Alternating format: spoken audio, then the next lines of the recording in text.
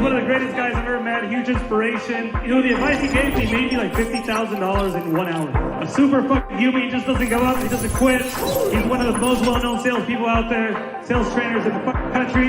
Very impressive guy. Give it up for my guy, Max Jimenez, baby.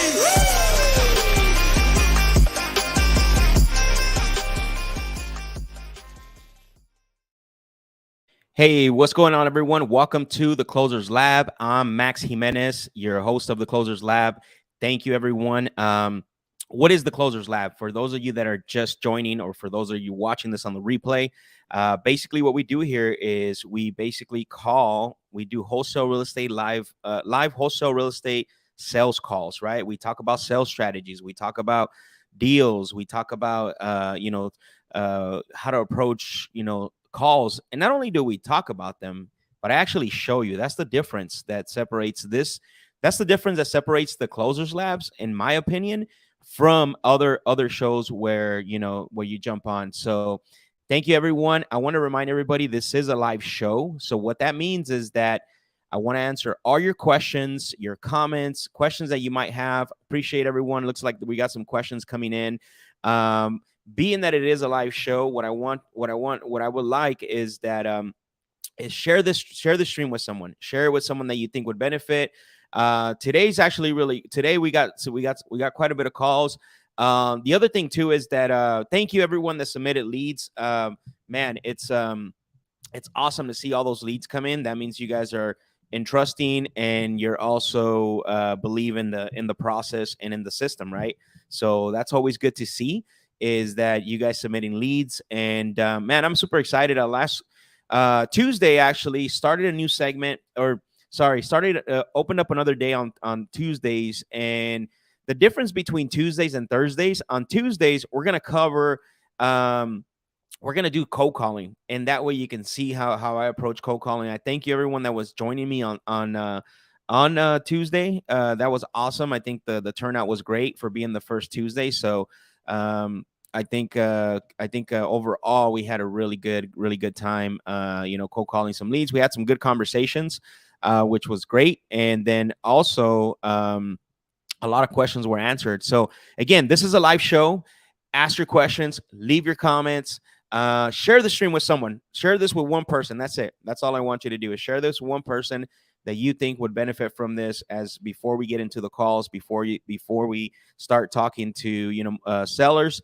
I do want to make one announcement. I have to plug this in because it's very important. One thing that we do here, right, is not just talk about sales. I said this in the opening line, right? I also show you, right? You also get to see how I talk to sellers. But one thing I want to announce is that we actually, my friend Rafael Cortez and I have a 1-day intensive coming up June 10th. So here's the difference, right? Like, you could be like, well, Max, what is the difference of what you're doing here from what you're going to talk about the wholesale intensive? Now, let me explain what the difference is going to be. Here, you're seeing the practice of the strategies, right? You're seeing the practice of the sales process. You're seeing the practice of the strategic questions, the advance agreements. You're seeing the go negatives, the positive. You're seeing everything in practice. At the 1-day intensive, what we're going to do is lay it out, the process, like how to create your own sales process, how to come up with your own advance agreement, the scripts, everything that you see me here practicing. There's a back end of it, right? You have to build that out. And so on that 1-day wholesale intensive, we're gonna do that. I'm gonna break that down. So what are you gonna leave with when you get there? I mean, Rafael is a business coach. He runs a real estate business as well, guys. That's the beautiful thing, is that a lot of the stuff is not review, is actually educational, which means that stuff that we're gonna talk about, stuff that you see on here that actually works. But the difference is from what you get on your show. Look, you can just watch the show. That's fine. You can watch the show. You can watch the Closers Lab, and you're going to get deals. Use the techniques. But at some point, you're going to have to get strategic. You're going to have to build your process. You're going to have to figure out how to structure yourself so you're not a little bit all over the place, right? And that's what the 1-day intensive we're going to do is there's 3 things I'm going to cover. I'm going to show you the agenda really quick before I jump on. So So really quick, the first thing that we're obviously we're going to do an assessment, right? See where you're at. Rafael's going to talk about the life of a wholesale deal, the stages of a business, right? From probably contracting, contracting, and then the next step, and then dispositions, and then transactions. So he's going to break that down, and then he's going to basically, we're going to cover your 5+ deals a month sales process. This is where I'm going to break down the sales process. Inside that sales process, not only am I going to show you, you're going to hear some things that I do on here, but the difference is on here, you're seeing the practice of it. There's another side, which is the how do I establish that process for me to follow, right?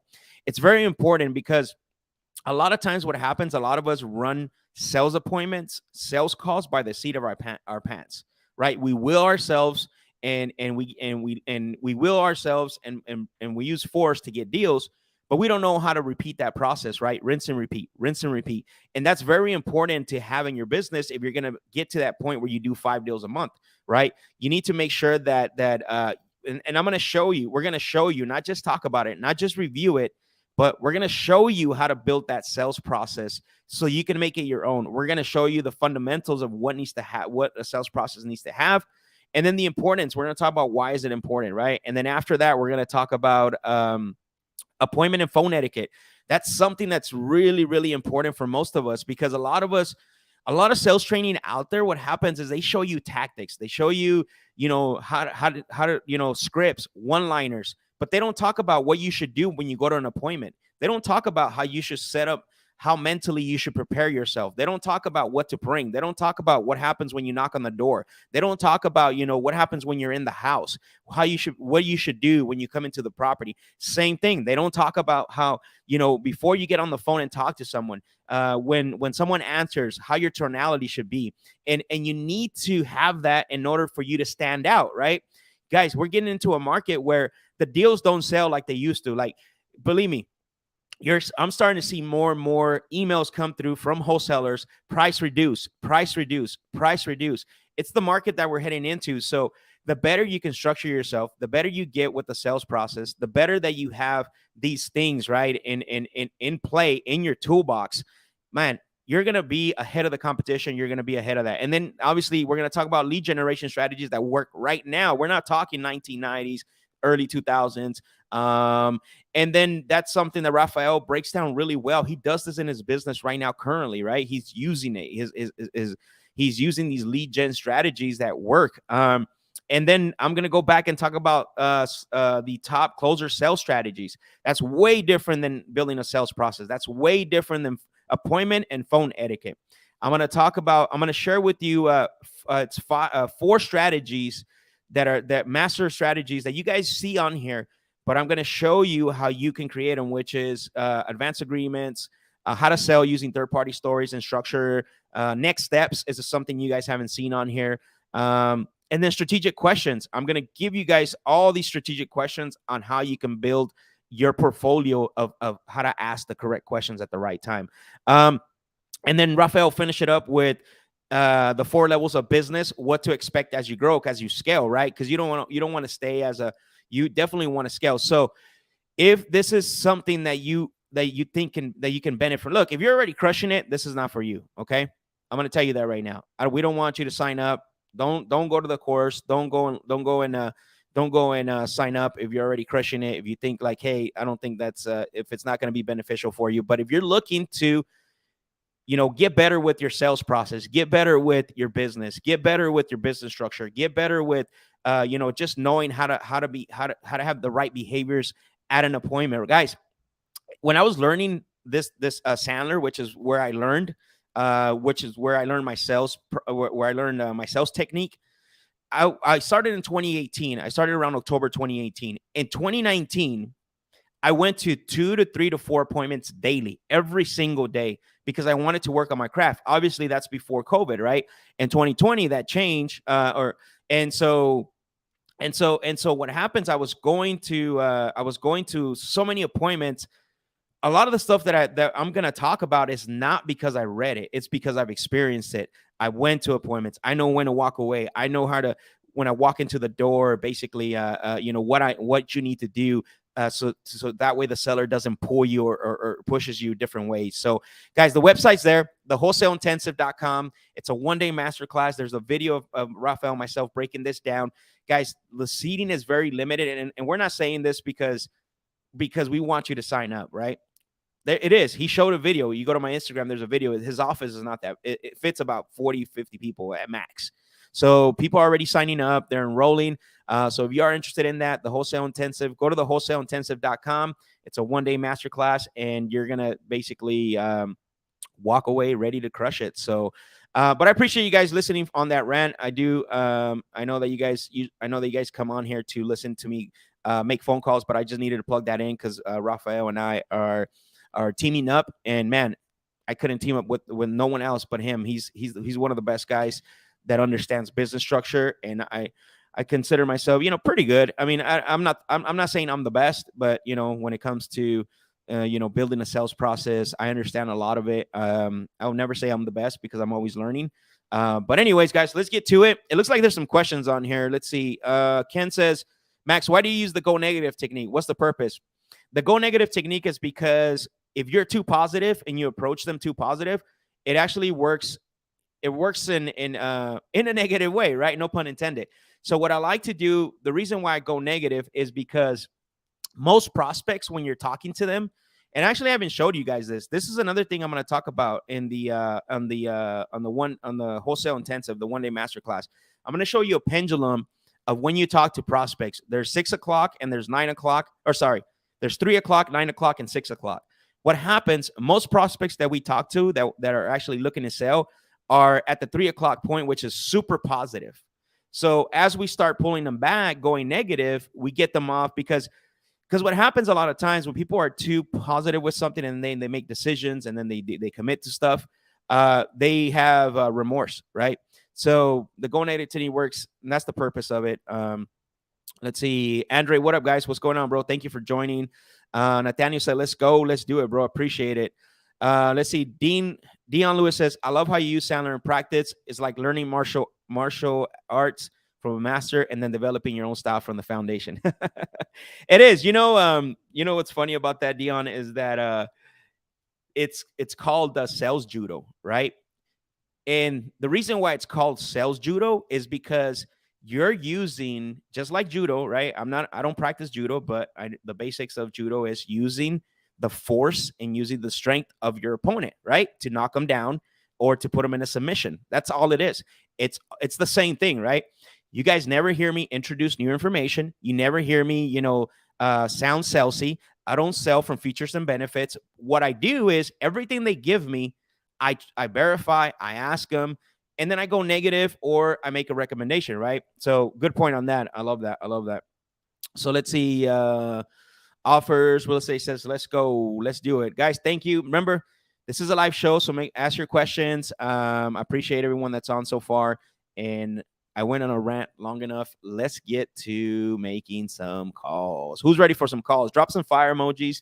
If you are ready for some phone calls, drop thumbs up, fire emojis, do all that. And like I said, if you could share this with someone, that'll be great. It'll help me out a lot. So let's get to it here. Let me pull up. So let's see. Oh,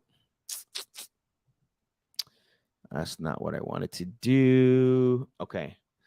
So the first person I got on here, let's see. All right. So it looks like it's a deal in what's going on here. This thing's not working today. Let's see. All right. So it looks like it's a deal in Houston, Texas. Okay, perfect. All right, let's see. Abel Garcia. Let's see if Abel Garcia answers. Thank you guys for fire emojis. I know the questions are coming. Believe me, I'm going to get to the questions, and then that way I can answer the questions for you. So keep them coming, guys.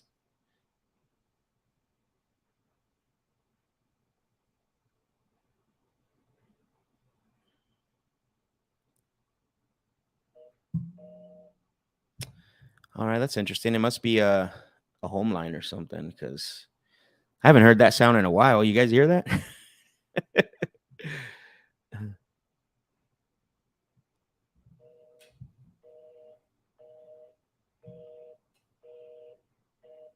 All right, so he's not picking up. Let's see. Give me 1 second. Let's call the next guy.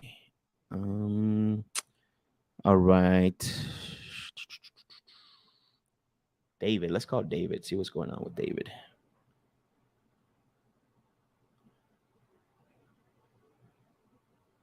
Guys, and thank you so much for submitting the leads. I really appreciate it. That's what makes this better, right? And great, because you guys are the ones submitting leads, your own leads for me to call, so that way we could try to lock up a deal for you.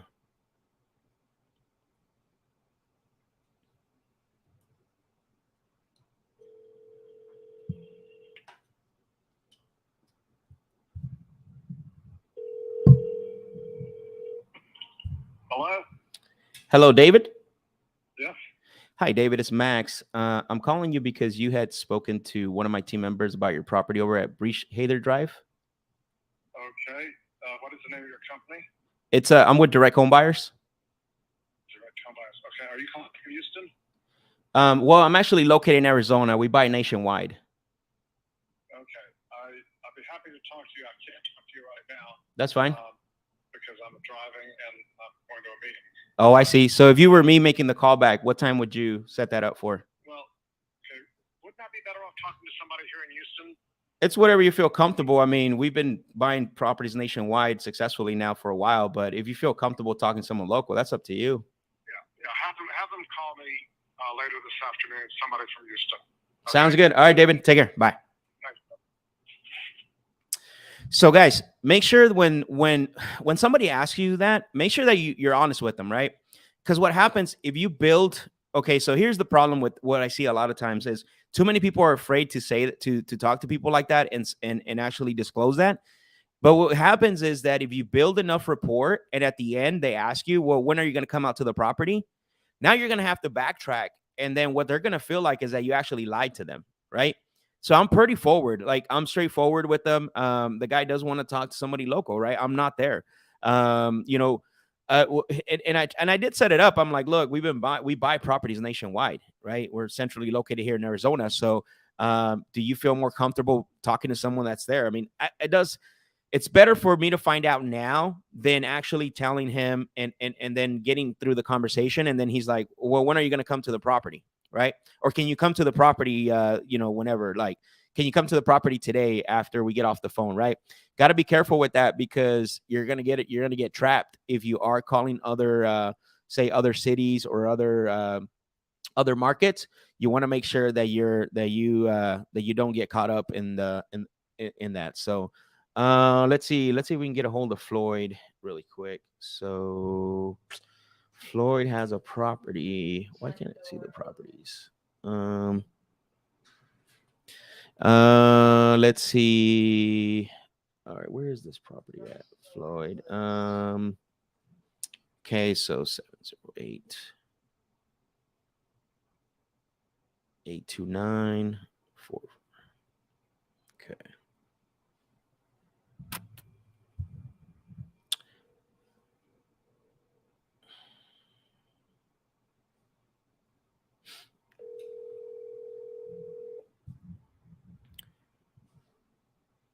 Let me know if you guys can hear that.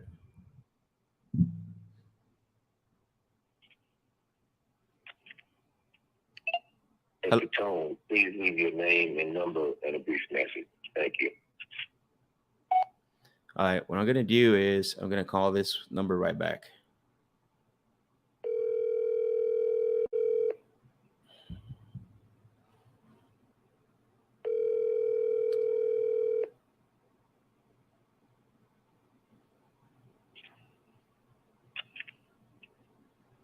At the tone, please leave your name and number and a brief message. Thank you. All right, so nothing. Let's see. Let's call. What is Abel's number? 832. Okay, perfect. Let's see.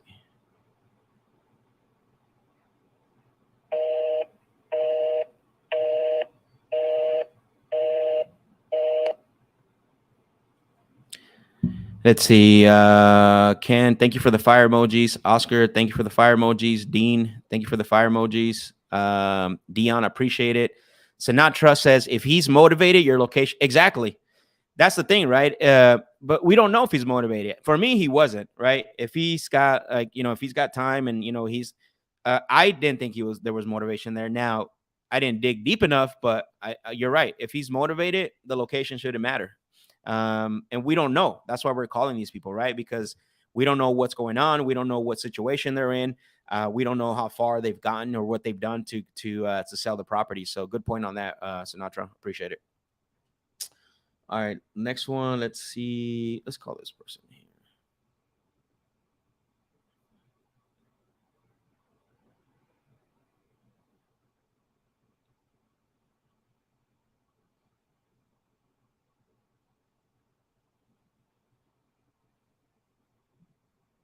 Please leave your message for.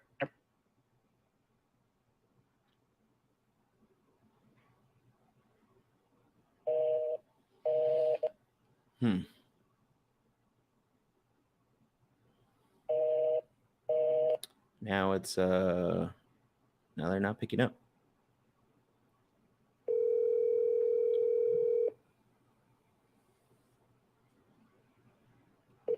Hello, Hello, Lakeisha. this is Lakeisha. Oh, hi, Lakeisha. My name is Max. I'm calling you because you had spoken to one of my team members about your property over at Hastings Drive. Uh-huh. Okay, probably caught you at a bad time. Yeah, can you call me back in like 40 minutes? In 40 minutes? Okay, perfect. Yeah. I can definitely do that. Okay. Bye. Awesome. Thank you. Bye-bye. All right, so we'll set that call back up. 40 minutes, which would be 11 o'clock. 11 o'clock my time, anyways. I'm going to write that down before I forget.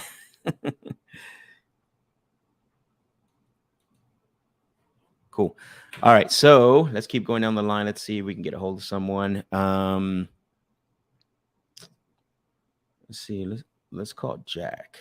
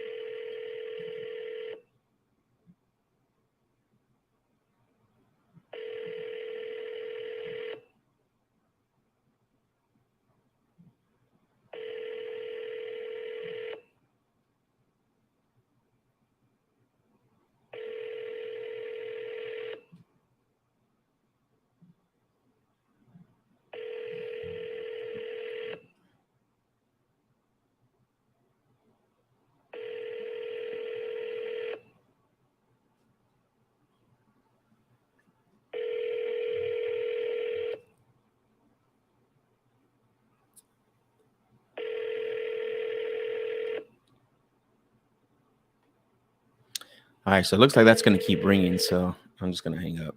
I'm going to try it one more time. So 219. All right.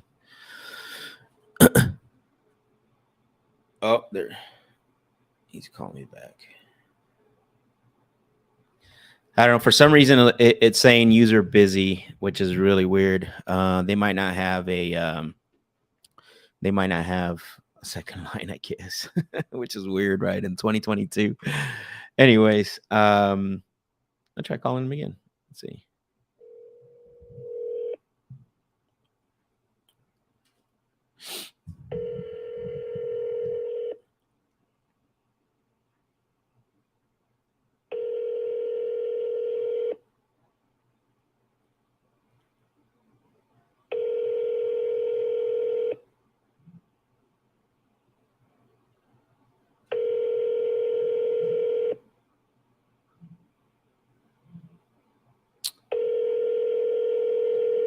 All right. Doesn't look like they're going to pick up. It's the same guy called earlier. It looks like I missed the question. Joshua said, what do you tell someone when they say I have to do more research after receiving an offer?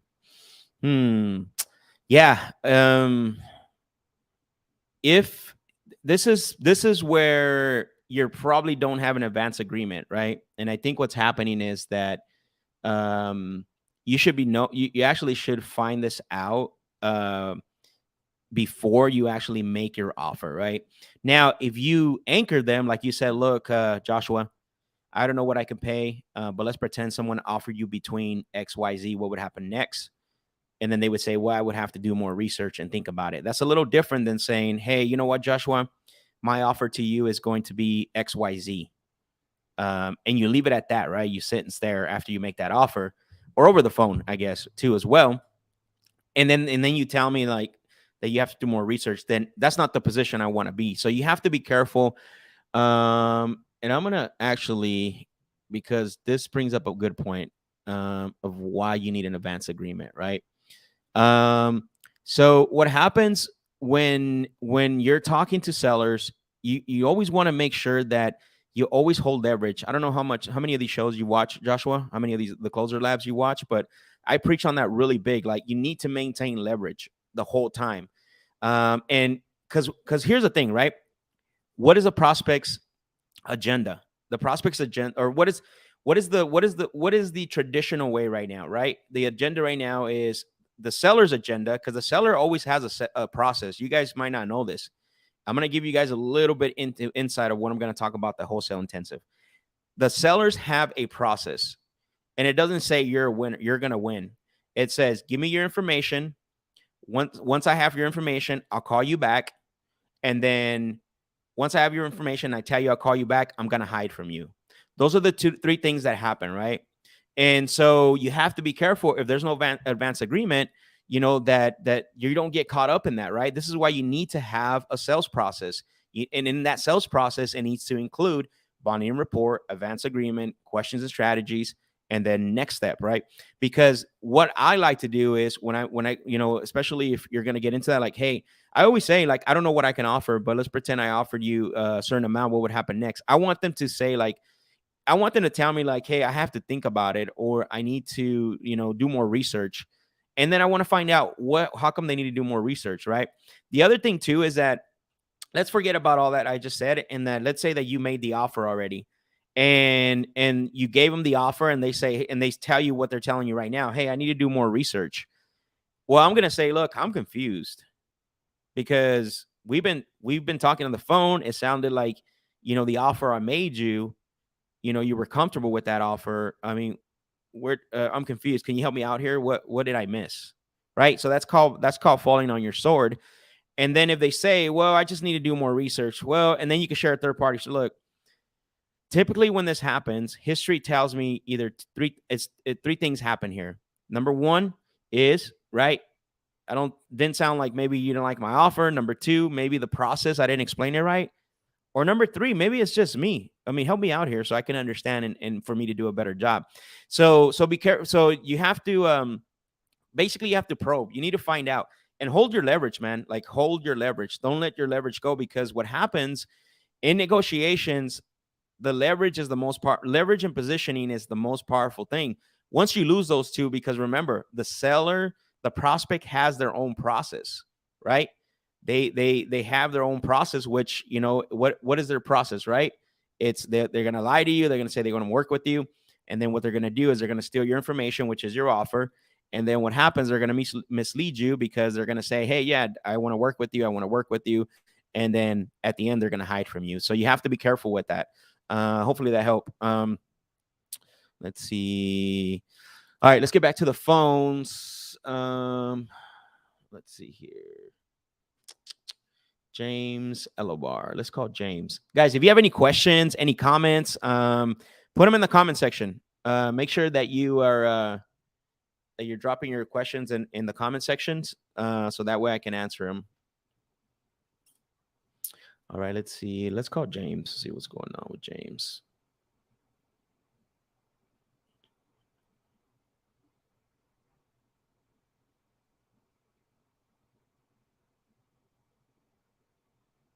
Oops.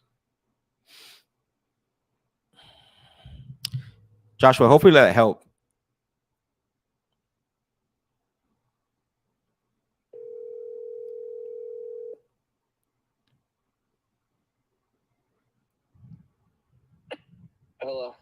Hello, James. This is Paul, not James. Oh, I apologize. I have James on here. You don't have any relations to Chase 2101 Chase Gary property? I own that property. Okay, got it. Did you just buy it from James or? No, somebody called James, named James, like tried buying it from me, and they gave me an offer that I wasn't interested in, and I think he signed me up for some shit because I've been getting text messages in his name.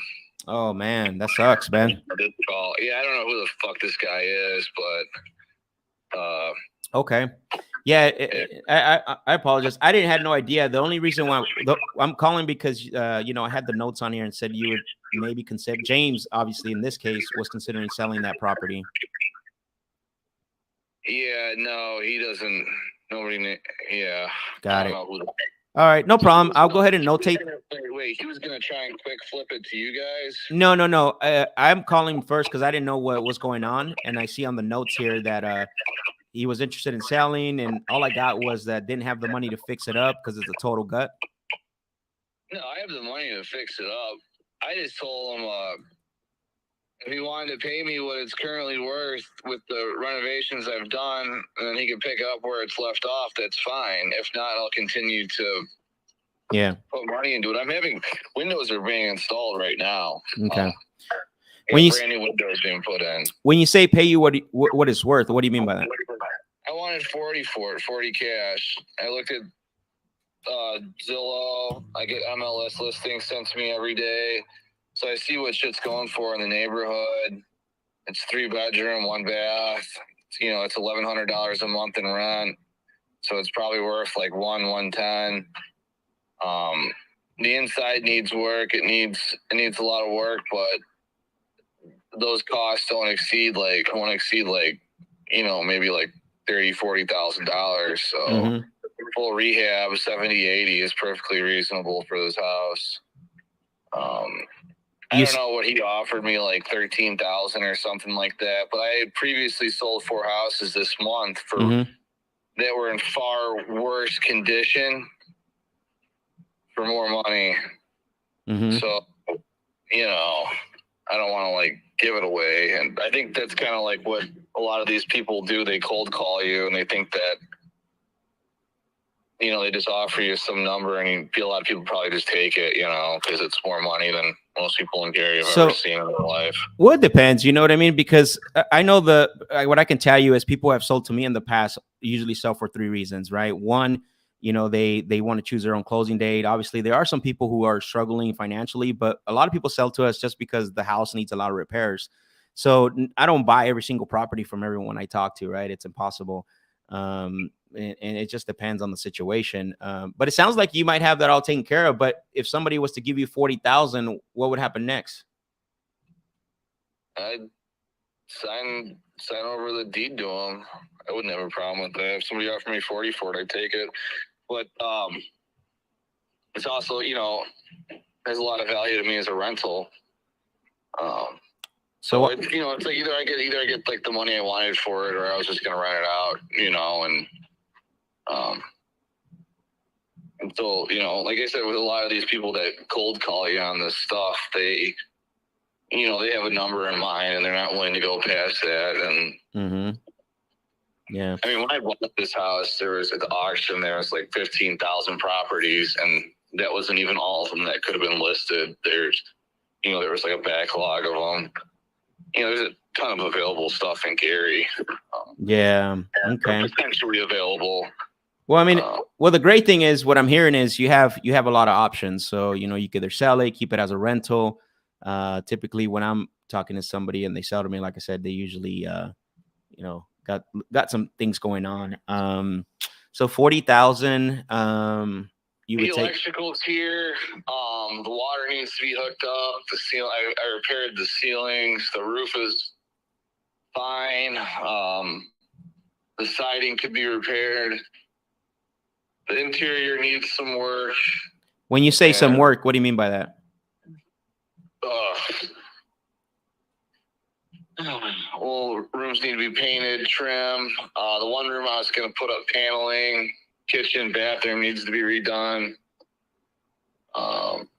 Door frames need to be repaired. Soffit needs to be repaired, and some of the gutters need to be repaired. Flashing needs some work on the roof. So is this a 3-bedroom, 1-bath, or 3-bedroom, 2-bath? It is a 3-bedroom, 3-bed, 1-bath. It's on a slab, 925 square feet. Got it. And then how's it? And then the foundation. What do you think that how's the foundation? Foundation's solid. It's a solid slab. There's no cracks or nothing. Okay. It's not like Miller. Miller, you really have to be careful with the foundations. Correct. In that neighborhood, because every time they redo the streets, they fucking crack. The house I'm living in right now, the foundation cracked last year when they redid the streets. Like, I mean, it's pretty bad. But the neighborhood I'm in now in Tolston, this neighborhood where this house is, it's high ground. Everything's like solid. You know, there's not like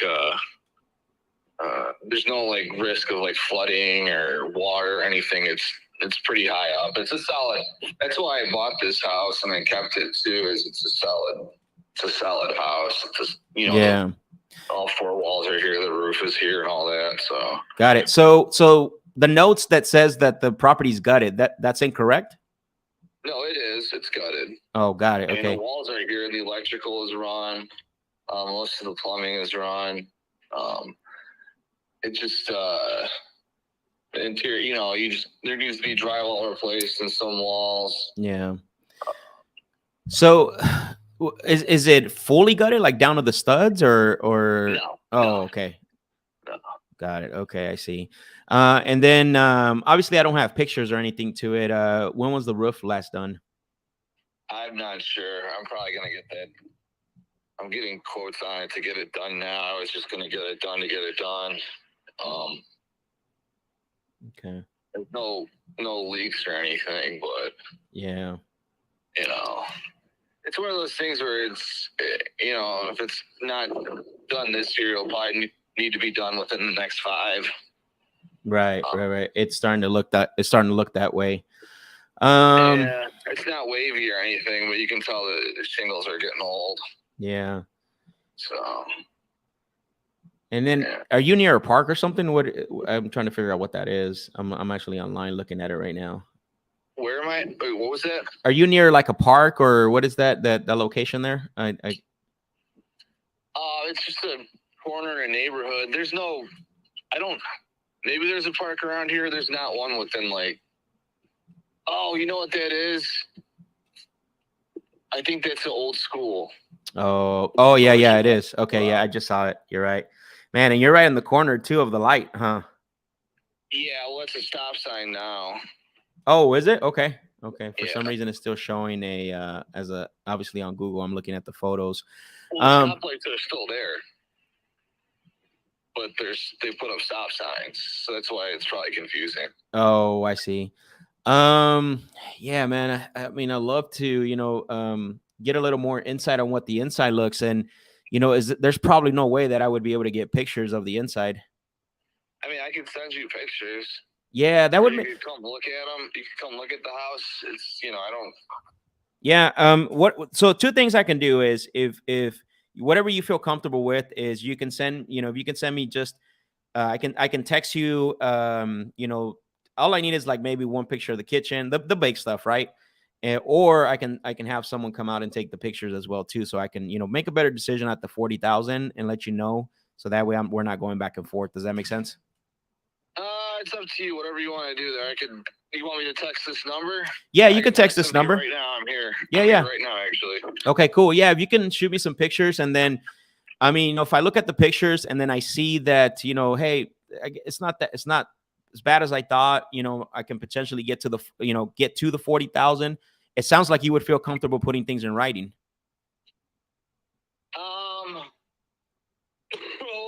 We'll see what you say when I send you the pictures here.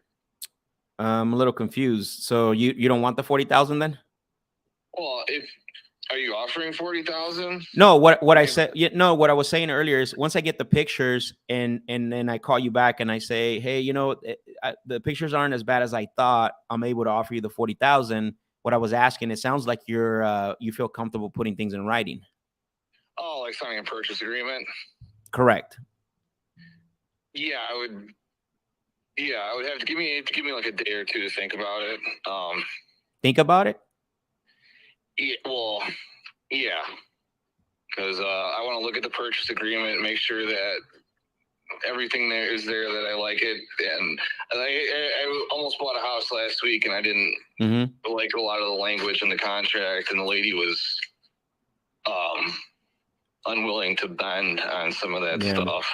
But I just want to take a look at it, and but yeah, if it's good, and you say 40,000, then yeah, we could probably come to an agreement within like the next day or two for sure. Yeah, I'm hearing a lot. I want to do a deal, and like I said, I'm committed if I look at the pictures, but I'm hearing a lot of probably, maybe, and I get the part about looking at the agreement. What is it that you would need to see to make you feel comfortable to definitely to feel comfortable moving forward and doing the deal?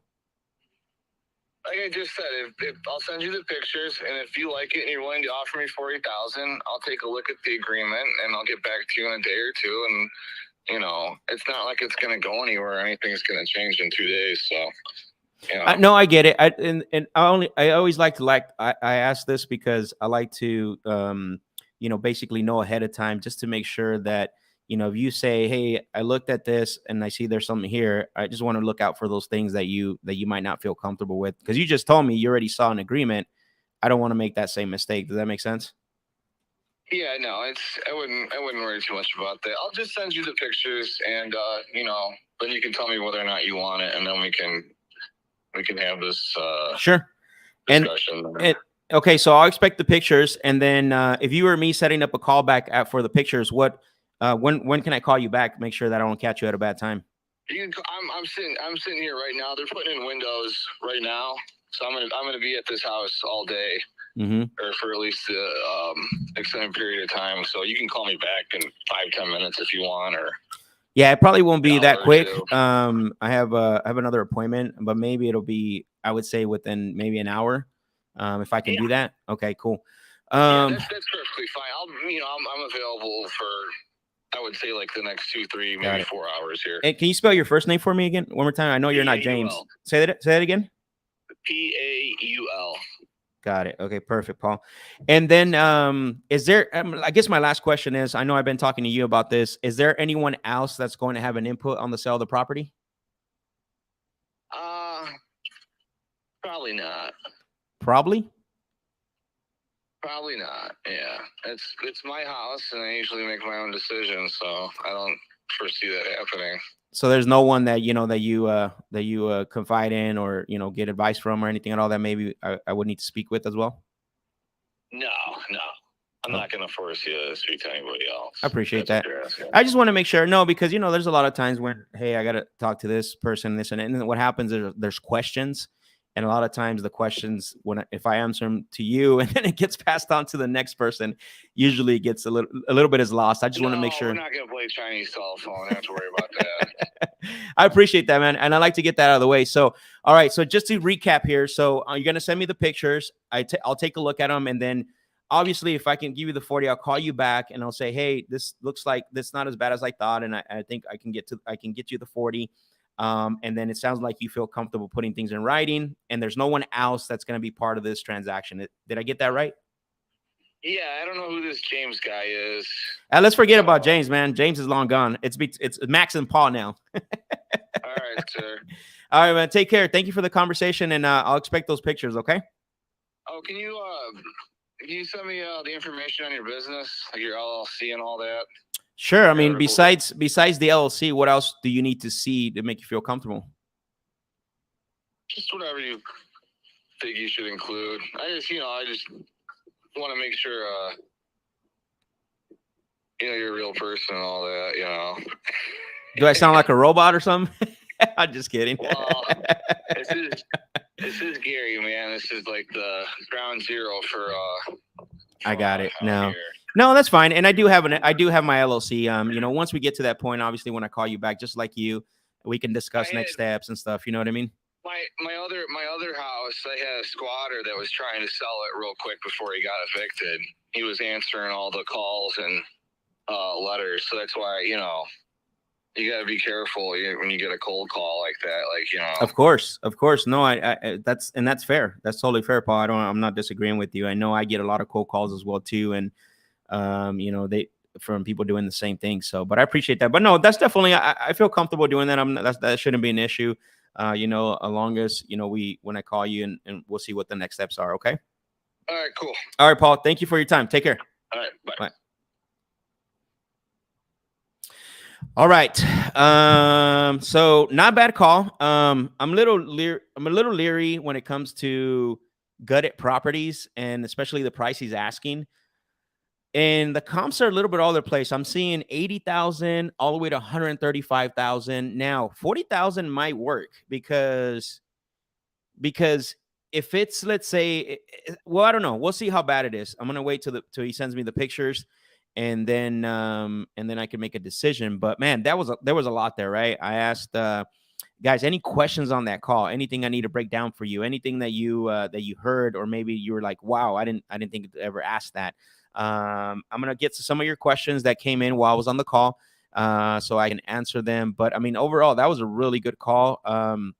And we'll see if we get a deal out of that. We'll see how bad the pictures are, you know, and see what's you know, what's going on with that property. Because yeah, especially we'll see. I think the other thing too is that like I said, comps are a little bit all over the place, but once I have pictures, I should be able to solidify whether this is a deal or not at that price at 40,000. Now, here's the great thing is that let's say that I can't pay the 40,000. What I'm gonna when I call him back, I'm gonna tell him, hey, you know, talk to my partner. Here's what we're seeing. You know, he obviously wanted to offer you, you know, 30, and I'm gonna walk him through the steps, but you know, we can only come up to 35, right, or something. But I don't want to go too far because I want to make sure that that it's not gutted. Like, because here's the problem is sellers will tell you something, but in reality, it becomes something else. So you need to be careful with that. And this is why I was like hesitant to actually say I can pay the 40. So let's see what your questions are here. Let's see. Joshua, I think this is from your previous question. Thank you. That was great. Of course, no problem. Definitely going to apply that. Perfect, man. Go out and apply. This is what we do the show for, right? For you to go to apply the information that we talk about here. Thank you for the thumbs up. Adventure with us. Mauricio Arroyo says, do you use the probably caught you at a bad time when you're cold calling too? After, no, because it's a cold call, brother. This is a follow-up.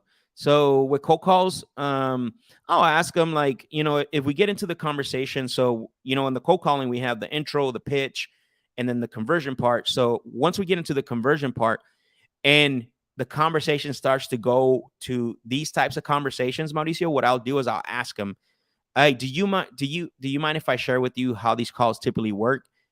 It's going to be about 5 to 10 minutes. Is that okay with you? So that's a different version of probably caught you at a bad time, but I don't with cold calls. So will you make that offer before walking the property? No.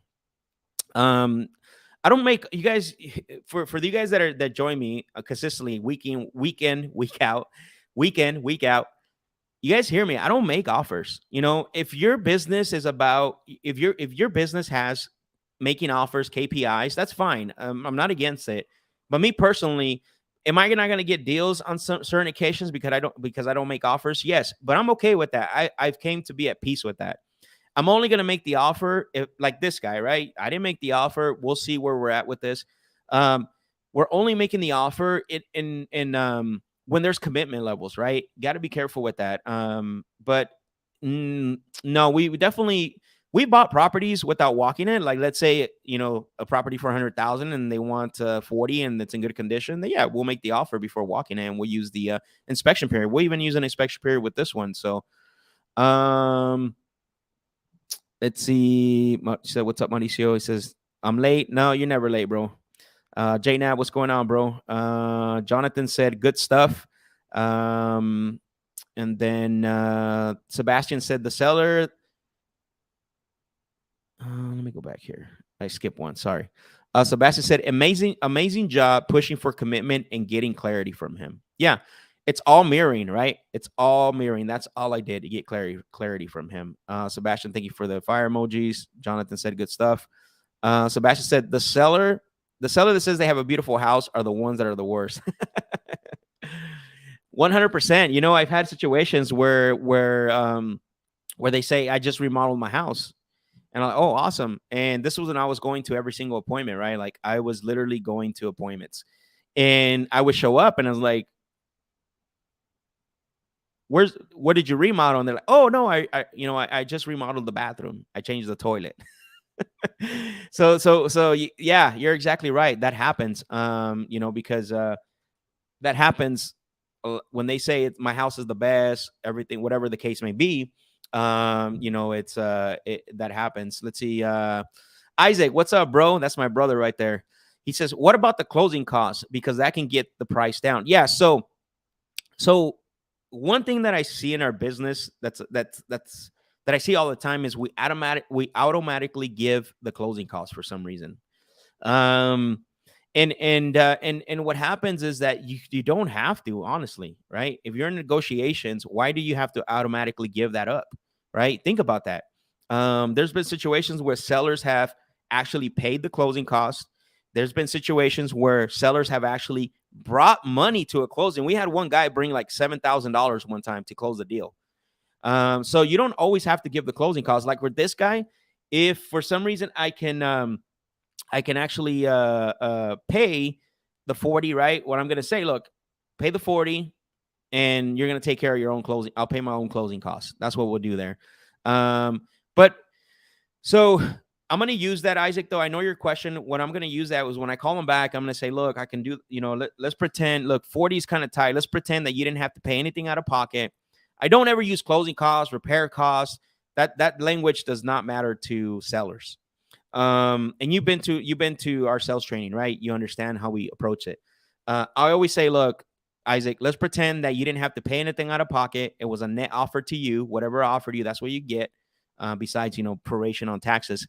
What would happen next? Or, what would happen next, or what's the lowest you feel comfortable accepting if you didn't have to pay anything out of pocket?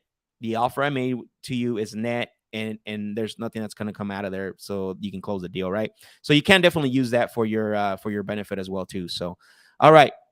So let's jump back on the phones and let's see if we can get a hold of somebody else. So James, that was actually Anthony Muhammad's lead. That might be a good one. We'll see. Let's see here. Let's call Carlos is in Illinois as well too.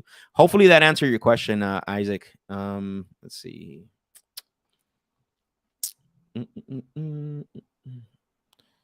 All right. Guys, drop your questions, your comments. I want you guys to drop in your questions.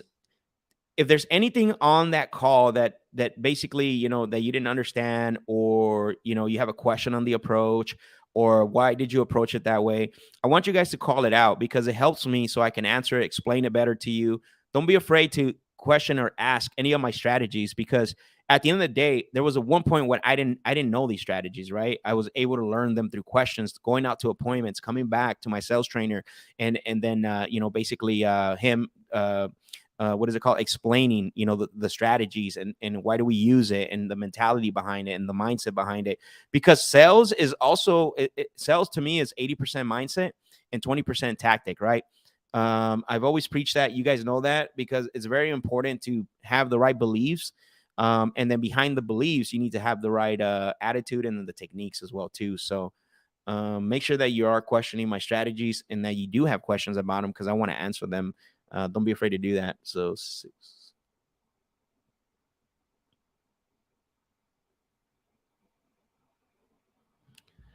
All right, let's see.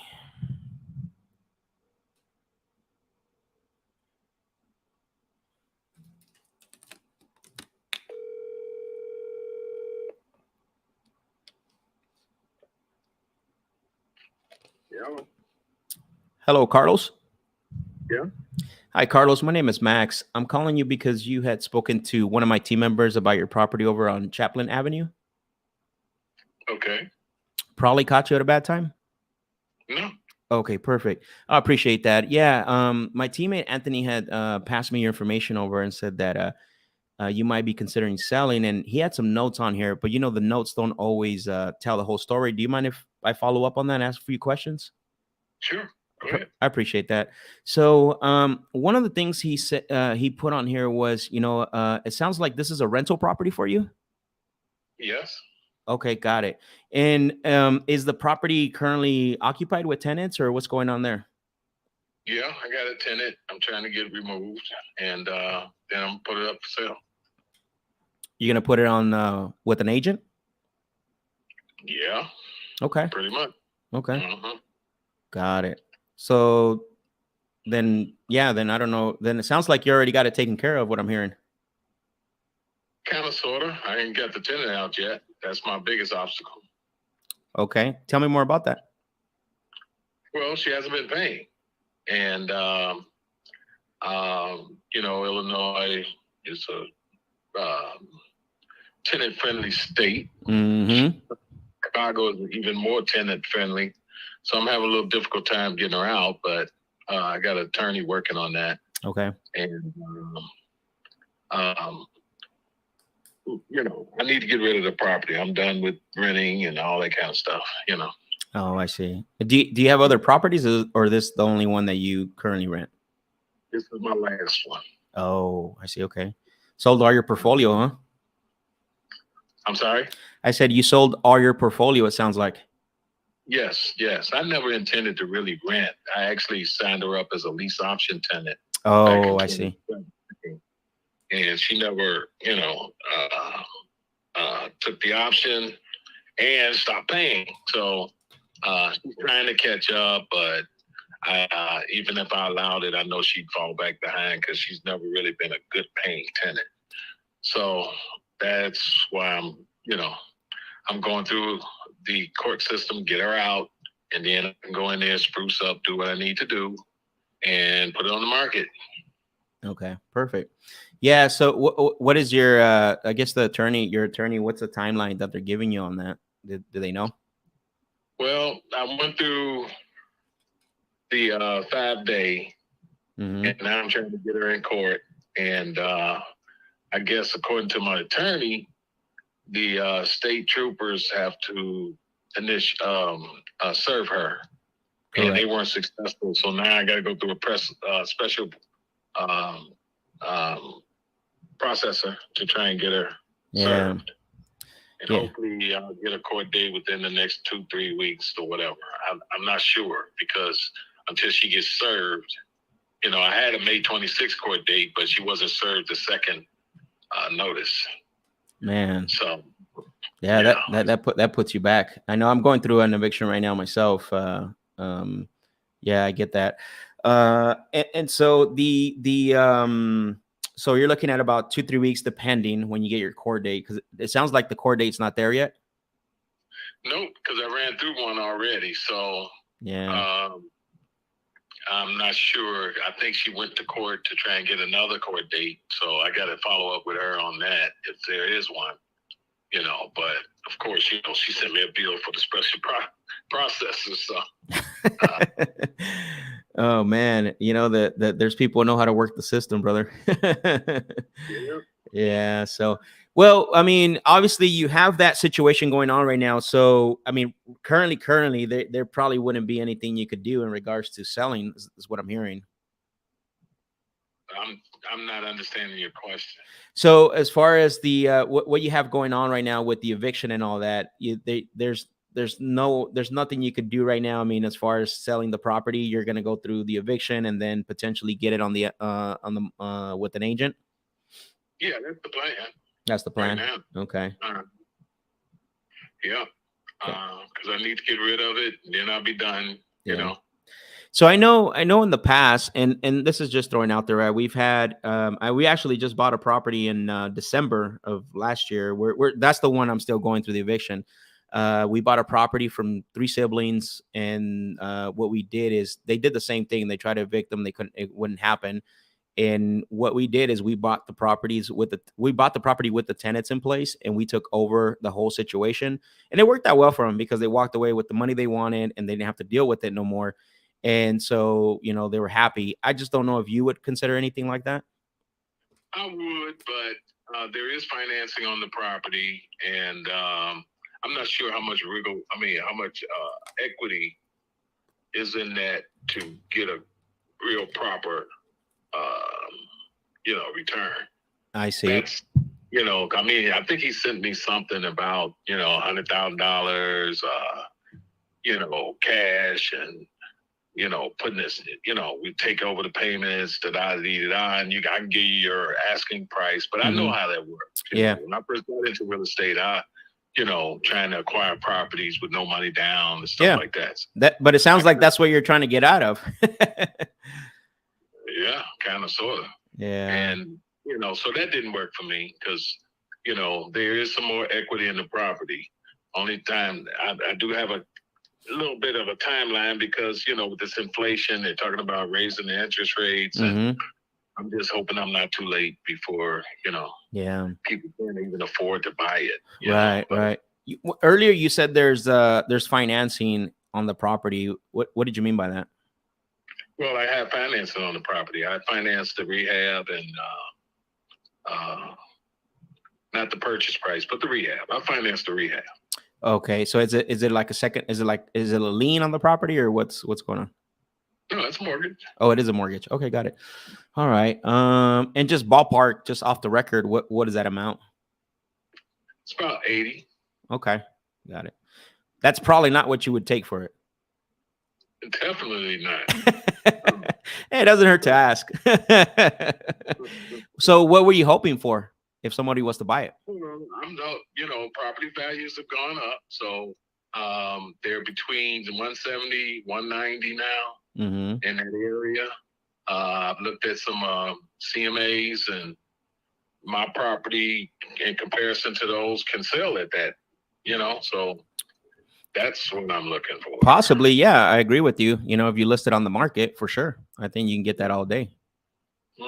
Yeah, so. And, I know, because I tried to get her to, okay, you're not paying, at least go try and, you get first gives them the option. So exercise the option and buy it. Yeah. He says one thing, but don't perform. So I'm just done, deal with it. Yeah. No, I get it. And I appreciate that, Carlos, the conversation. Again, I think you got a little bit uphill battle with that situation, but obviously, and I know, again, if I would be doing the same thing in your position, and it sounds like, obviously once you get that done, it's going to be listed on the market to maximize, obviously, what it's worth. So, all right. And you said this was your last one, right? There was no other properties for sale? Exactly. Got it. Okay. Perfect. Well, I mean, I wish I could help out a little more. I do appreciate the conversation. At that price, definitely would put me out as a buyer. I know that's more, like I said, more retail. And again, as far as, making payments to you, it doesn't sound like that's something you're not wanting to do anymore. No, not at this time. If I run into some more issues and my equity or my return keeps reducing, I might consider something. Well, do you mind if I ask you one more question? Sure. Okay, perfect, Carlos. I thank you that. So, I mean, let's pretend it's 60 days from now and this eviction is still ongoing. What happens then? I'll cross that bridge when I get there. Okay. And I doubt it'll take 60 days, but if it does, then like I said, that's what I mean by if things keep dragging and dragging, I might consider one of you guys type offers, But right now, I'm going for the gold. I got it, man. No problem. So I guess if you were me, maybe setting up a follow through, call you back. When should I write down here to call you when you think you're going to hear something, for the eviction, just to say hello, obviously see what's going on? Well, I won't really know that till I talk to the court. I mean, to the attorney, as far as when they send up a new, and then unlike the state troopers, I can work with a special processor. I can work with them as far as getting her served because I can serve it, Yeah. Well, you want to make it official, though. That's the thing. Yeah, you can serve her. Yeah. But it's well, always. I found out they got new rules now, and you got to personally serve it. You can't like put notes on the door anymore, and they have to. you Have to hand it to them in their hand. they have to hand it to them. Yeah. All right, Carlos. Well, I mean, I'll save your information. Maybe follow through with you. And see what happens. Okay. Okay. Sounds good. Take care, Carlos. Bye. Too. All right. Yeah, not a lot of motivation. Again, I did a video about this exact call here, right? There's a situation, and the situation is that, yeah, obviously the tenant didn't exercise the option. Now he's trying to evict the tenant. But that situation, literally, because he's got equity in the house, the pain is not personal yet, right? It's still a situation that he can deal with. He doesn't need to sell. I angled it a different, couple different ways. He's not wanting to do any type of creative. The other thing too is that I told him, hey, let's pretend it's 60 days from now and the eviction's still not going well, right? I could have said 30, bringing in a little bit more, but I went 60 just to go along because I don't know where exactly. If I would have said 30, the reason why I didn't say 30, if I would have said 30 is he would have said, well, I won't know. I probably won't know in 30 days when the eviction is going to happen, right? Because he hasn't heard anything. He said a couple of weeks. He said 2-3 weeks or something like that. So, but that was good. Even though it's getting there. You guys heard him, right? It's getting there to the point where, it's if he starts losing, right? If he starts losing what is it called? Profits or appreciation, and starts to go down, then he's going to make a decision quick. And so, but overall, I mean, that's a good call because, again, this is normal, right? You're going to talk to a lot of these people.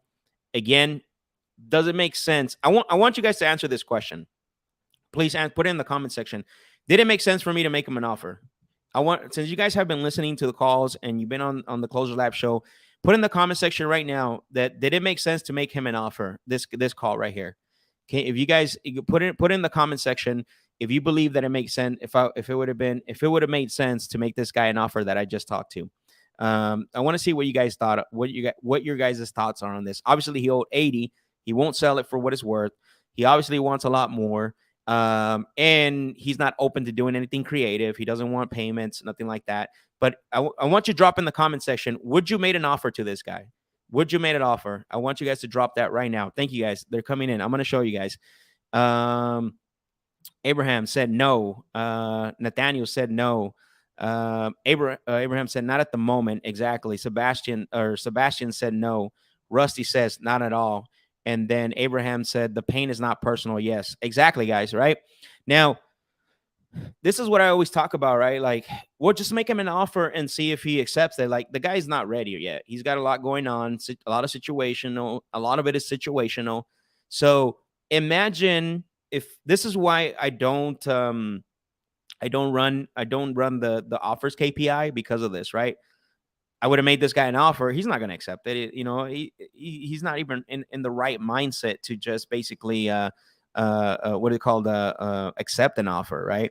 Now, this is for me. This is an actual sales appointment, but I didn't make him an offer, so I appreciate the feedback. Let's go back to some of your guys' question. Man, you guys have a lot of questions. Keep bringing them on. Let's see. Let me see. I forgot where I was at here. Okay, here we go.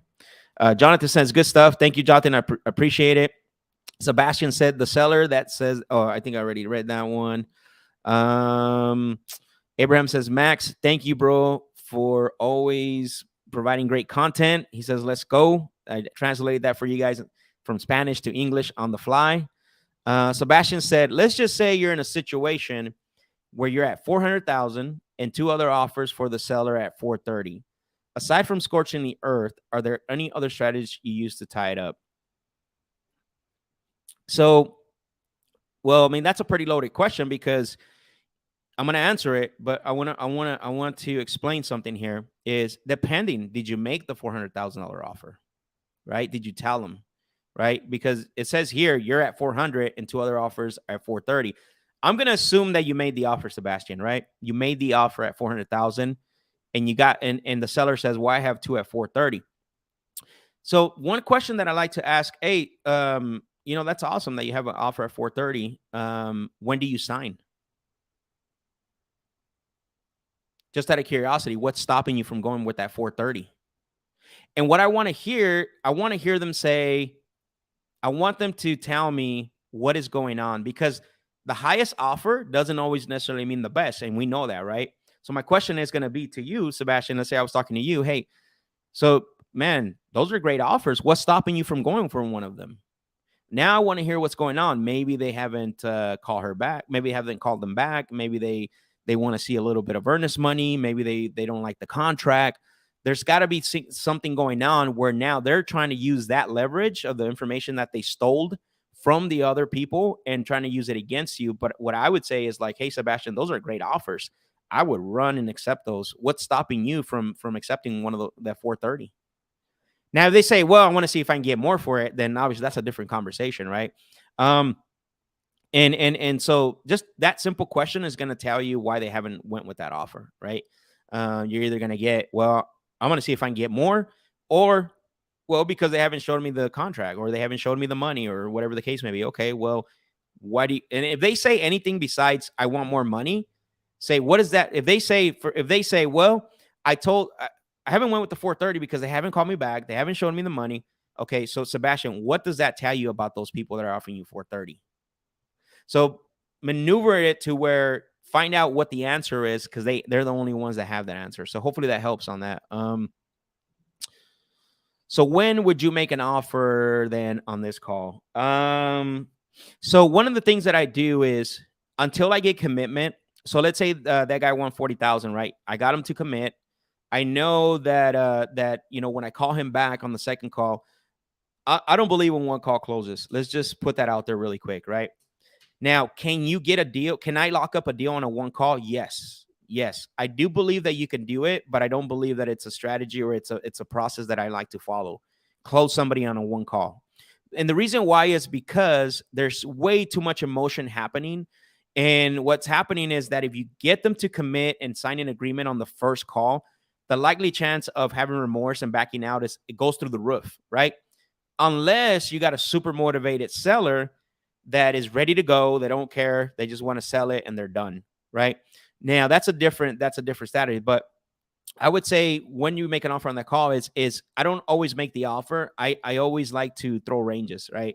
So if I'm talking to you, I don't know your first name, you just have Adventure with Us. I'm not sure what that is, but maybe your YouTube channel. Is if I know I need to be at 100, what I'm going to do is I'm going to probe and I'm going to say, hey, let's pretend someone you made you an offer between 80 and 90,000. What would happen next? And then they're going to say, well, that's too low. Hey, I'm not saying I'm the one that's making you that offer. Whoa. So what were you hoping for? Because if I need to be 100 and I tell them 80 to 90, and then I ask them, well, what were you hoping for? And then they tell me at least 95. If I give them the offer of 100 before I find that out, well, I just shot myself in the foot, right? So I always want to maintain leverage. I try to hold off. To the last minute possible, because I want to see what the bottom number. I don't negotiate from what is worth. I negotiate from what they owe, which you just heard on that call, right? Ballpark off the record. What do you owe on that mortgage? 80,000. Probably wouldn't accept an offer that low. Of course not. Okay. So what were you hoping for? I want 170. He went high. So you gotta just hold off as much as possible. And if you need to make the offer, just make sure that you get a commitment. Hopefully that helps. Steven Valencia said, get those pain points. Yes. Dug in pain. The call started a little cold. He was basically, but then he warmed up and he told me his whole story. Make him think about the future. Yes. I have a video that just dropped on YouTube that says bringing the future to the present. A very powerful sales strategy. You guys just saw it in practice. Again, not just talking about what strategies we use. Also, I'm showing it to you guys in practice. Let's see. Abraham said, really good info, Max. Thank you. Gracias. No problem. Okay. These are all the no's for the, if you would have made the offer. So Sebastian said, what about just trial closing around what you want for it? You guys in your offers, man. You guys are funny. Oh man. Let's see. I'll go back to that. What about just trial closing around what you would want for it? It just doesn't make sense. Like you get too emotionally involved, man, in the call. Like that for me, there's already what we do is too hard, bro. Like it's mentally exhausting making call after call after call just so I can get emotionally an emotional high to make an offer to make me feel good with no results. Does that make sense? You got to, and this is one thing that I always talk about is you got to leave. You should not get more emotional involved on a sales call than your prospect because it doesn't get you results. The prospect should be more emotional. That's why when I was talking to that guy right now, I want to get him to the side of the pain so he can get emotional about the property, which he did, right? But it's just not there yet. So for me to just try to closing around what I would want for it, it doesn't do anything for me. I want commitment. I want to know their bottom number. I want to know if I make you an offer that you're going to commit to signing an agreement either today or tomorrow or whenever that time frame is, right? That's what I want. I want real results. I'm not looking to basically, make me feel good, because I pitched them, right? Am I going to lose sales? Am I going to lose some deals because of that? Yes, but I'm happy. I feel good. I'm going to get more deals and better deals because of the way that I do it, if that makes sense. With that seller, I scorched the earth. He came down to 420 and then he said nothing was stopping him. So I told him to go with them. And he said, okay. Yeah, you still didn't ask him, oh, sorry. And then he said nothing was stopping him. So I told him to go with them. And he said, okay. Yeah, again, it's better to know that now, honestly. He reduced the price. But it is what it is, bro. You can't win them all. There's no way you can win every single appointments. Abraham said, if my notes are good, are you looking for the higher offer on that one that is going to show? Are you going? Okay, yes. Are you looking for the highest offer or are you looking for the one that's going to show up in your bank account the next day? I wouldn't do the next day because you don't know with a time frame, but up to the next day, remove the next day. I would just say, are you looking for the highest offer or the offer that's going to show up in your bank account? Jared said, Max, you're the best, man. Love the way you talk to sellers. Appreciate it, bro. Thank you.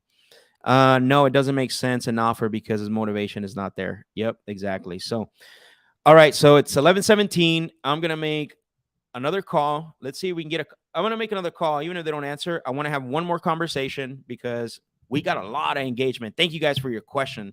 Thank you. Thank you. Thank you. Thank you guys. You guys are awesome, man. Let's call Gerald. See what's going on here. Keep your question comment coming, sorry. Let's see. What do we got here? Gerald. All right, so we're going to try to contact one individual, but I have two numbers on here, so let's see.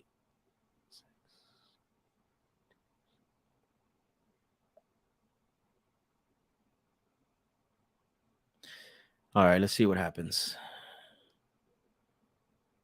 See if we get yelled at.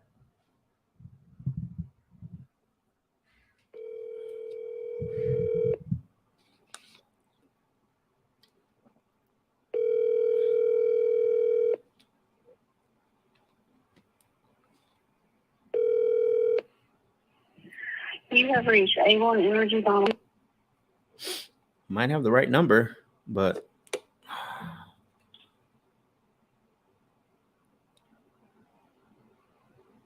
let's try this one more time.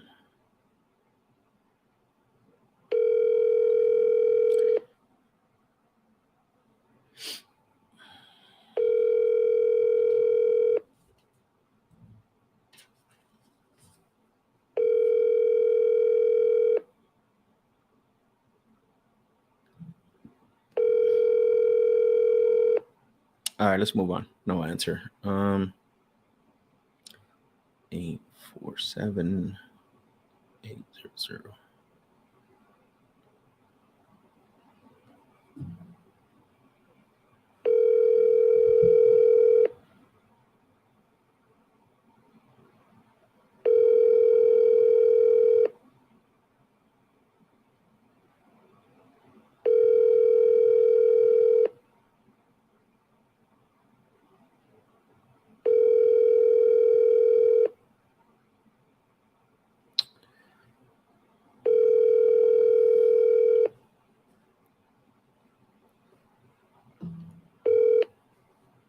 Please leave your message for. All right, no answer on that. We're gonna move on. I want to get one more conversation in before if I can. I got just a couple more that I can call, but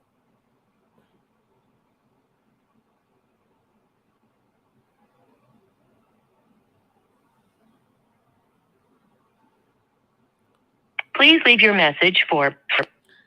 all right, let's go to the next one.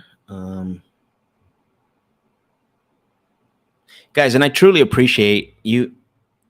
We wouldn't be doing what we're doing here if it wasn't for all of you that submitted the leads. Honestly, thank you very much. I really appreciate that. I wouldn't be able to get on the phone, talk to sellers, negotiate your deals if it wasn't for all of you. So if you've never submitted leads to the show, the Closers Lab, there's going to be a link after we're done that you can actually do that for the next one. Let me call this lead here.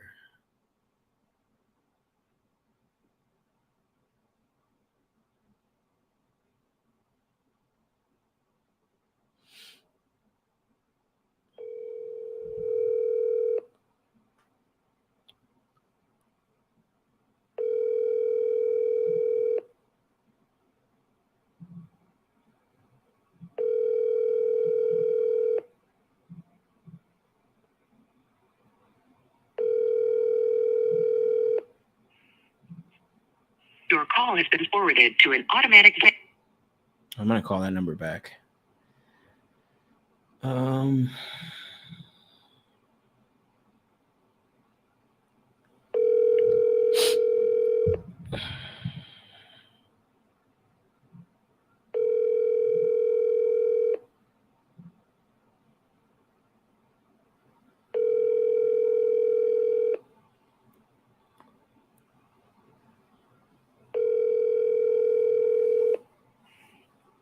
Your call has been forwarded. All right, we got two more numbers. Come on, let's go.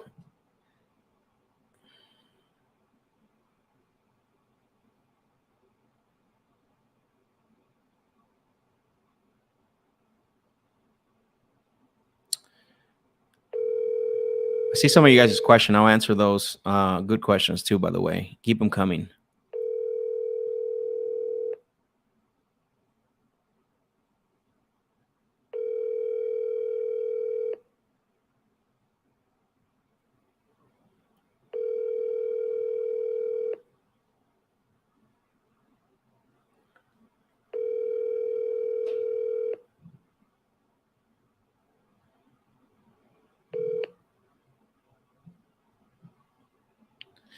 All right, so no answer on that. Let me go back because I think we have one that we can call. Let's see. Oh.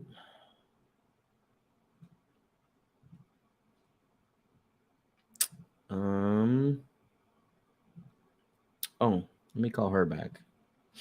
Let's see. Lakeisha.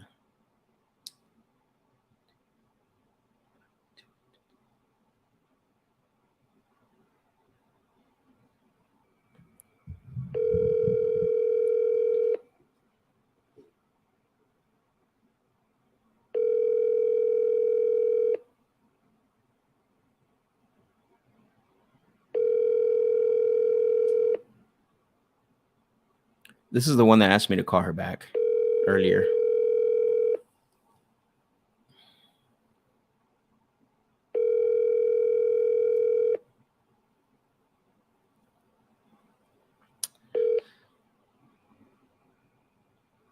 Please leave your message. All right, guys. So no luck. We're not getting anyone. We're not getting in touch with anyone. But all right. So we had a couple conversations. We had 3 conversations. Which was great.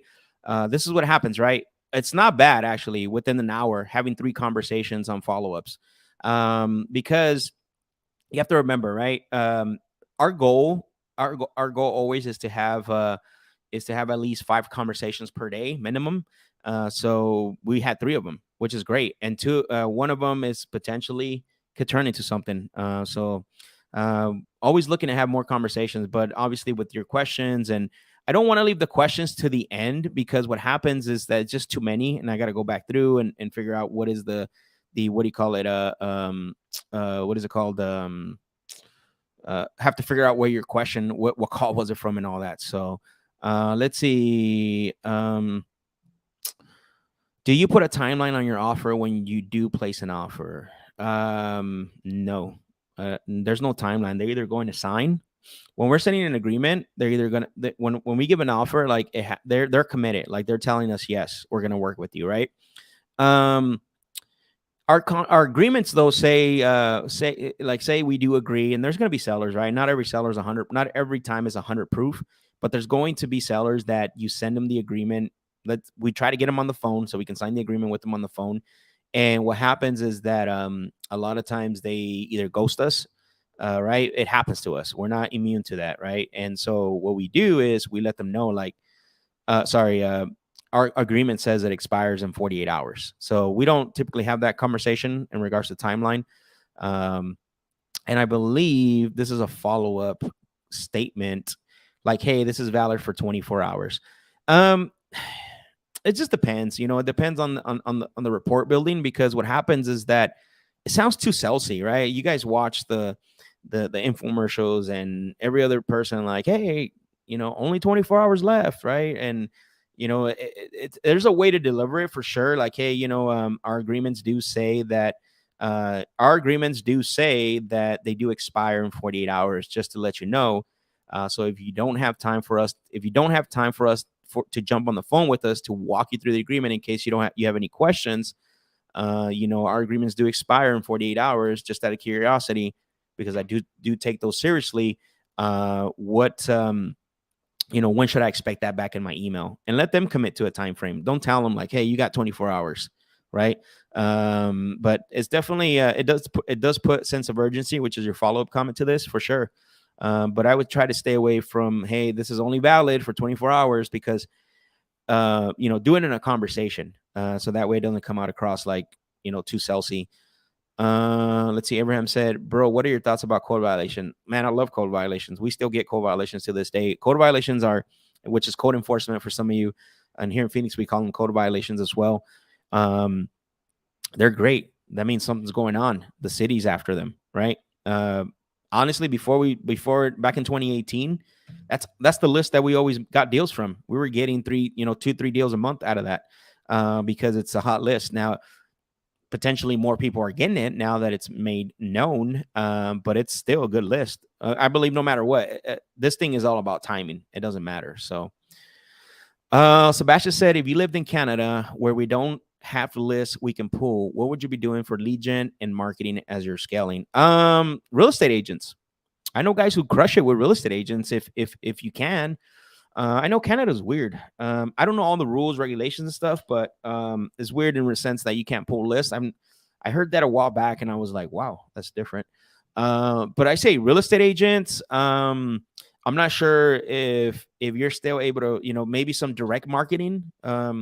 If you have the budget for it, right? Direct mail. I don't know if you can do direct mail. I think so. Yeah, I know someone that's doing direct mail in Canada. So it's just going to be, an investment for you. So, Max, what do you do when you get a Spanish speaker seller? You probably weren't on the other call last Thursday, I'm assuming, Ken. Got to go back and watch that. The whole negotiation was in Spanish. What acquisition KPIs should we focus on as a one-man show? That's a good question. Let me show you real quick. Hold on. I'm going to show you guys. Just for the sake of showing you.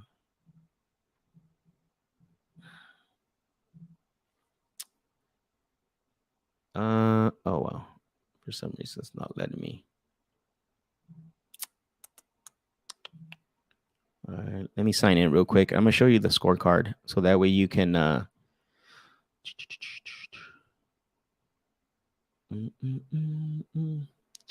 Yeah. Let's see.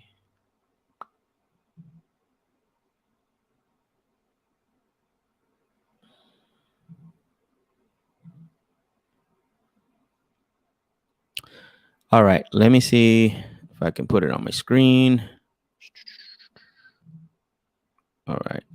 I'm trying to zoom in on it, but for some reason not letting me. So, guys, look on the on the actual left-hand side. So we got, that's Carlos's. Let me go to Jesse's real quick. So we got, I don't know if you can see that or not. Oh, here we go. I was trying to zoom it in, but I don't know what's going on here. Give me 1 second. Let me get situated here. Okay. Now I got it. Okay. So I'm going to take your question off. So if you look at, we have conversations. Conversations lead to actual first appointments, which we consider the offer appointment, right? We don't, it's not an offer that we're making. Whether we make the offer or not, it's an actual first appointment. The other thing is the total actual first appointment and then sign contracts. And that's it. Your acquisition guys should be you as an acquisition should be focused on high level KPIs, right? That's really what you should be focusing on. Is just high level KPIs. You should be having conversations where the conversations turn into sales appointments. Potentially you make an offer, potentially you don't. Out of those appointments that you book to talk about selling the property, how many of those did you complete? And out of those that you completed, how many signed contracts did you get out of that? That's, in a nutshell, that's a high level scorecard that you should be doing as an acquisition. And your acquisition team should be doing that as well too. It's definitely helps, because we used to focus on dials and contacts. And honestly, dials is let's say that you want your acquisition, or you as an acquisition are going to focus on 100 dials. What's going to happen mentally? You're going to say, you're going to hit the 100 dials and you're going to be like, oh, I hit my KPI, which is the key performing indicator, your scorecard, your goal for the day. I hit that goal for the day. I'm good. That makes sense. Same thing with contacts. Hey, you got to, out of, we need you to have 50 contacts today. Perfect. Hello. Yep. Not interested. One contact. Hello. Yep. Not interested. One contact. So you hit your 50 contacts, and guess what? You hit your goal for the day. So mentally, what it does to you is that, mentally you're like, I hit my goal. So we remove the dials, we remove the contacts, and guess what? Now we're going to focus on conversation. Now out of those conversation, we want you to do X amount. You should be doing an X amount of buy appointments, actual first appointments, buy appointments. How many of those did you complete? And then out of the ones you completed, how many contracts are you get? 4 simple KPIs. And here's why. Conversations, so if you're having, let's say you're having 10 conversations, but you're not booking any sales appointments, or you're not having any, you haven't made an offer, or whatever the case may be, then you're going to have to work on, then you can go back and say, what am I doing wrong in the conversation section? That makes sense? Now it's a higher level KPI that you're focusing on. And then let's say that you are booking, let's say that you book 10 appointments, and only 2 are being scheduled, right? You book 2 appointments, or you have 2 sales appointments, and your follow-ups, I guess in this case, and only 2 are showing up. There's something that you're not doing right. You got to go back and figure out where the breakdown is. But let's say you're booking 10 appointments, or you're having 10 buy appointments, or 10 offer appointments, whatever you want to call it, and you complete 8 of them, but you got 0 contracts. So now you're completing. Now you're having great conversations. You're booking. You're having sales or buy appointments, right, or offer appointments, whatever you want to call it. Out of those, you're completing it at 90%, the buy appointments, but you're getting 0 offers. So now you go back, you're getting 0 contracts. Now you can go back and say, where's the breakdown, right? What am I doing wrong? Now you can work on your sales skills. Now you know that because you're going to 10 sales appointments, and you've only gotten 1 you completed, 10 buy appointments, sales appointments, offer appointments, whatever you want to call it, but you have 0 contracts. So if you look at that with those 4 high level key performing indicators, it's going to be a lot easier to correct, and you're going to be able to determine where your breakdown is, right? And guys, it takes about 8 conversations to get 1 contract. In reality, if you start to get better, if you start to work on it, if you focus on, you're going to get to the point where it takes about 8 conversations to get 1 contract. And this is why I said, I'm not a big believer in the 1 call close, because you know that the money's in the follow-up, right? So we're looking at between one and for us, sorry, a conversation for us could be a conversation involves three things. Anything that moves the sale forward, that includes timeline, pain, timeline, and then we get a price. That's really what conversation. So hopefully that helped and answer your question. I might have to do a show or something about that and dive deeper into that. So Abraham said, Ken, send it to me, bro. I speak Spanish. Speak Spanish too, bro. Ken, go watch go watch the other call, bro. And you can see. Do you pull lists? If so, from where? So code violations, still you can pull from Batch. Batch has a good list source, PropStream. If you want to buy some more, there's actually higher level ones too as well that you can buy. You know, you want to spend a little bit more money, but if your budget is really low, title companies, you know, go get the code enforcement list or PropStream. PropStream's not that expensive for you to pull a list. Jose said, great content, Max. When trying to lock up deals out of state, how do you set up your inspection period? That's awesome. Good question. So one thing that we do is in our agreement, and we let the seller know this before they sign, is that our what do you call it? Our inspection period, doesn't start until we receive photos or we walk through the property. So we'll still lock it up. And then whether it takes 5 days or 10 days to get the walkthrough, to get the pictures, our inspection period doesn't begin until then. And they know that, but we're actually talking to them about this. It's not a surprise, right? You got to make sure that you talk to them. So that's how we're setting up the inspection periods, that it doesn't begin until we get pictures or a walkthrough. Max, what's your thoughts about getting deals from realtors? I try to have 20 conversations with realtors, but I haven't closed a deal from that. It depends how you're approaching it, Abram. I mean, if you're approaching it if you're approaching it in a way where you're just trying to get something, and I'm not saying that you're doing this, but I see a lot of people do this. One way that works really well, that I think that can open up the door for you maybe to get more deals, because that's a lot of conversations, bro. You should be getting, I think you should be getting something out of that. Is if you were a realtor, I would say, hey, Abram, my name is Max. I buy off market deals. And I understand that, you know, one of the challenges right now with agents is inventory, right? And so I have off-market deals, and sometimes I don't have buyers. Is there a way that you and I can work together to maybe show these properties over to your buyers if you have cash buyers, and figure out first if they actually work as investors, right? Hey, you know, present that first. Do you work with investors? Do you work with cash buyers, investors? Because I get properties that are off market. A lot of times I don't have the buyers, and I know right now the challenge with inventory, you know, I would love to, you know, build a relationship where I can bring you one of those properties and you might show it to your cash buyer. And then you're going to make your pitch after you provide the value. You're going to make your pitch and say, and then also, because we do buy occasionally, if you have a property that's off market and you want me to look at it before you list it, hey, you know, I can also do that for you. So kind of position yourself that you're coming in a way of value, and then obviously, you know, your pitch. So hopefully that helps. So, man, awesome questions. Thank you guys, every single one of you that has participated. It's 11:38. We're almost at the 2-hour mark. I appreciate every single one of you. You guys been awesome. Guys, if you want to learn more, take this website down. Go check it out. Matter of fact, if you go to this website and you fill out your email, I'm going to give you, for you guys that are on here, you're going to get the top 10 objections and rebuttals from a PDF for free. You don't have to sign up. You don't have to, you know, sign up for the Wholesale Intensive. The Wholesale Intensive, the one-day masterclass, is for you to go to the next level.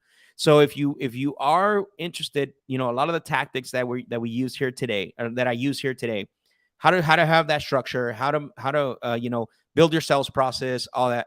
You need go there now. Go to the wholesale.com. It's a one-day masterclass that basically June 10th, Rafael Cortez and I are going to be putting together, and I want to invite you guys to come out. We're going to hold nothing back. You know, enroll now. The seats are very limited.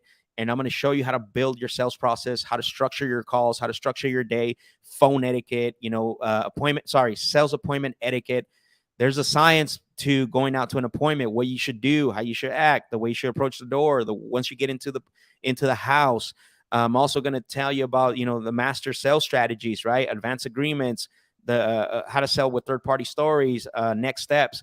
And then Rafael is going to break down the business structure, right? How to run teams, how to do all that. So there's going to be a mix of both.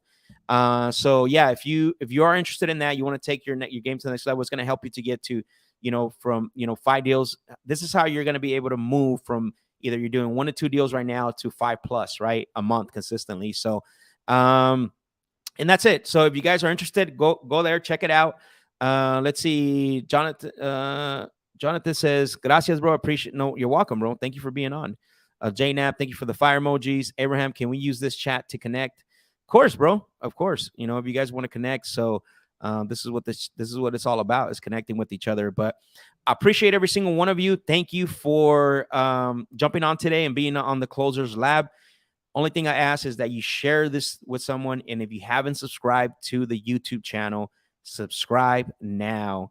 And like I said, I really appreciate every single one of you for joining me and being with me. And I'll see you on the next one. See you guys Tuesday. He's one of the greatest guys I've ever met. Huge inspiration. The advice he gave me made me like $50,000 in 1 hour. A super fucking human. He just doesn't give up. He doesn't quit. He's one of the most well-known salespeople out there, sales trainers in the fucking country. Very impressive guy. Give it up for my guy, Max Jimenez, baby.